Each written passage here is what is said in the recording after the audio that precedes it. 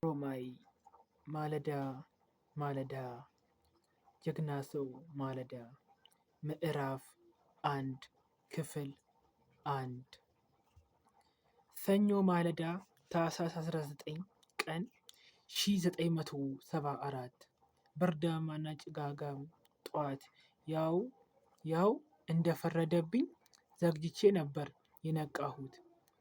ከጠዋቱ ልክ በ12 ሰዓት ቦሌ ዓለም አቀፍ አውሮፕላን ማረፊያ መገኘት ነበረብኝ። የቀረኝ ጊዜ 20 ደቂቃ ብቻ ነው። የእጅ ቦርሳዬን ብቻ አንጠልጥዬ ተነሳሁ። ደግነቱ ሻንጣዬን ባለፉ ቀን አውሮፕላን ማረፊያው ወስጄ አስረክቤ ነበር። የጠዋት እንቅልፍ የሚያስጥለኝ ጠበል ይኖር ይሆን? ይኖራል። ሮማን እንደኔ አይደለችም። የማለዳ ወፍ ናት። ትንሽ ነገር አፍ ላይ ብታደርግ አለችኝ ሮማን። አረ በፈጠረሽ ምነው እያወቅሽ? ይልቅ እንሂድ አልኳት የእጅ ሰዓቴን እያየሁ። የጠዋት እህል አይዋጥልኝም። የሞት እንቅልፋም አለችኝ ስስ ውብ ከንፈሮቿን አጣብቃ በመልቀቅ አጩሃ።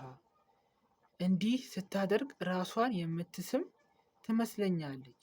ሁልጊዜ አንዳንዴ ሲላት ጡቷን ወጣ አድርጋ ትስመኛለች።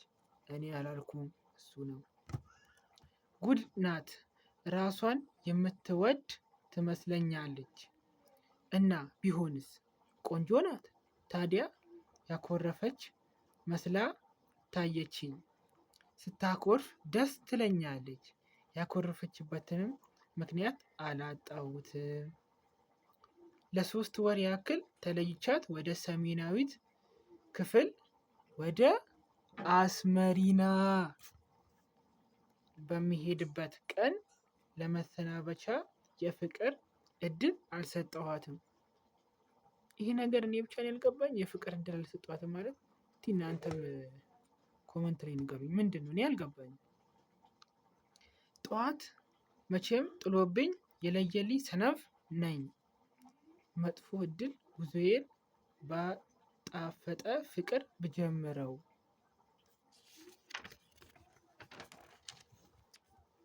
ምን ነበረበት?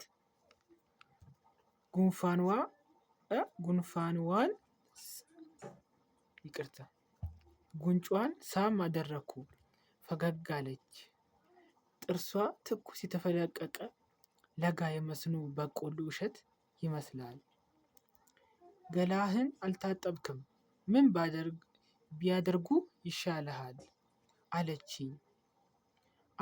አንቺን ነው የምሸተው ቫኒላ ቫኒዬ አልኳት። እውነት እሷን ነበር ሁለመናዬ የሚሸተው። ከቅዳሜ ማታ ጀምሮ ከአልጋ አልወጣንም። ቅዳሜና እሁድን አልጋ ላይ የመዋል የቆየ ልማዳችን ነው እሱን ያለው። ለ3 ወር ገላህን እንዳትታጠብ ገዝቼሃለሁ። በዛሬው ገብርኤል ይዤሃለሁ። ግን ምን ያደርጋል ውለህ ሳታድር የሌላ ሴት ጠረን ትወስዳለህ። አንተ በሄድክበት የምትላመድ ፍጡር ነህ አለችኝ። የቤቱን ቁልፍ በሙሉ ለሮማን ከሰጠኋት በኋላ ተያይዘን ወጣን። ደግ ነው መኪናዬ እንደ ልማዷ ግፉኝ አላለችም። ሆኖም እንደ ልቤ ለመብረር አልቻልኩም። መንገዱ ሁሉ ስፍር ቁጥር በሌለው ሰው ተጣቧል። አብዛኛዎቹ ሴቶች ነበሩ። ከአቅም በላይ ሰው የጫኑ ታክሲዎች ይርመሰመሳሉ። አመል ሆኖባቸው ሰው ታክሲ ባለ ቁጥር ባገኙበት ቦታ ፍሬን ይይዛሉ።